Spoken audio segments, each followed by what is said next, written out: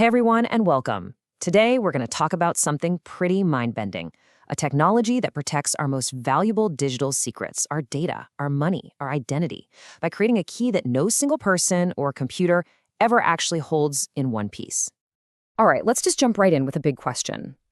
I want you to really think about this for a second. In our entire digital world, with all its complexity, what's the one thing, the single weak link, that if it breaks, everything, and I mean everything, falls apart? Yup, it's a single, all-powerful secret key. It doesn't matter if it's the key to a web server, a critical database, or your crypto wallet. If that one key gets stolen or lost, it is absolutely game over. You know, for the longest time, our entire security model has been built around protecting these individual keys. But what that does is create this massive, glaring problem, a single point of catastrophic failure. And the dangers here are bigger than you might think. It's not just about an attacker stealing it. What if you just lose it? Poof! Access is gone forever. And by existing, it basically paints a giant, glowing target on itself for every hacker in the world. It's like having just one physical key to an entire bank vault. The pressure to protect that one thing is just immense.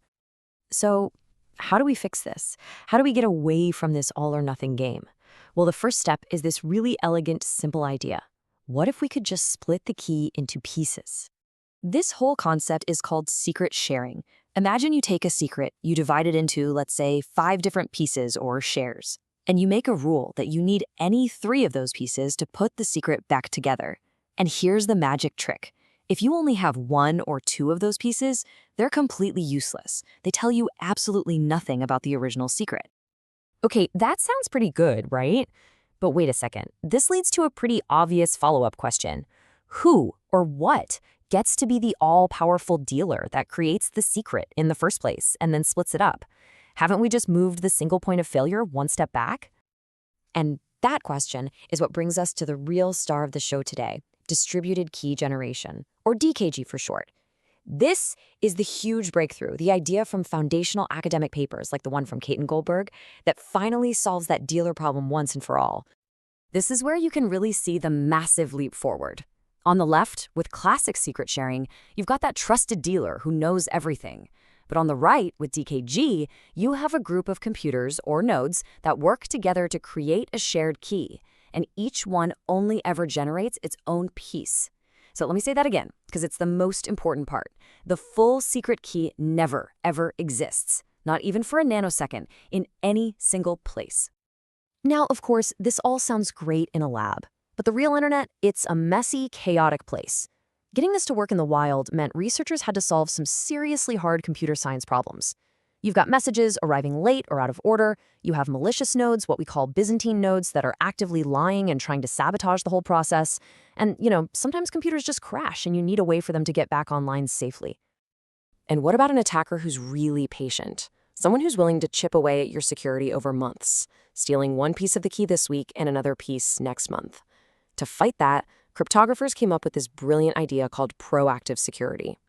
Essentially, everyone periodically gets together and refreshes their key shares, making all the old ones totally useless. Think about what this does. It completely wrecks an attacker's progress. Let's say they spent a whole month compromising 2 different servers to steal their key shares. Well, after the next renewal phase, those stolen shares are just junk data. They're worthless. The attacker is forced to start their entire attack all over again from scratch. It's a fantastic defense. All right, so we've got this super powerful, really clever academic idea, but where is it actually being used, like right now in the real world? Well, its biggest application today is all about securing absolutely enormous amounts of value. And we're not talking small potatoes here. We're talking about billions with a B, and honestly probably trillions of dollars soon in digital assets. And the core technology that's protecting these fortunes from having a single point of failure is called multi-party computation, or MPC. So what's the engine running under the hood of these ultra-secure MPC wallets? You guessed it. It's distributed key generation. It's the magic that allows multiple different devices or people to collaboratively sign a transaction, each using their own private share of a key without ever bringing those pieces together to form the full key. This makes them fundamentally safer than pretty much any traditional wallet out there.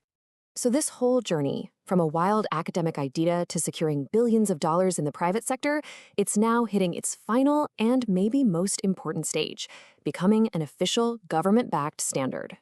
That's right. The U.S. National Institute of Standards and Technology, better known as NIST, has kicked off a huge project to standardize this stuff. And as you can see from this quote, they're not doing it behind closed doors. They're asking the entire global cryptography community to get involved to build the best, most secure standards possible. And they've basically split this call for ideas into two big buckets. There's Class N, which is all about applying this threshold approach to the cryptographic tools we already use and trust today. And then there's Class S, which is for all the cool, forward-looking stuff, things like zero-knowledge proofs and other brand-new ideas. So they're really covering both the present and the future of security. And again, I just want to stress, this isn't happening in some secret government lab. It's a completely open, public process. You can see the whole journey right here. Teams publicly announce what they're building, they submit it, and then the entire world gets to kick the tires and try to break it before NIST makes any final decisions.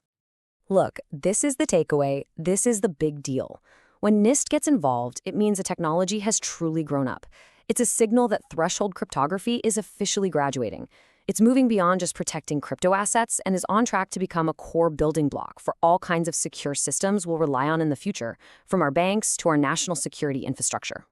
And that really leaves us with one last big question to chew on.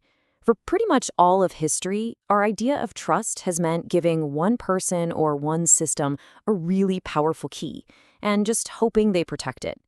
But if a key can be used while being everywhere and nowhere at the same time, how does that fundamentally change the way we build a trustworthy digital world? That's something to think about. Thanks for joining me.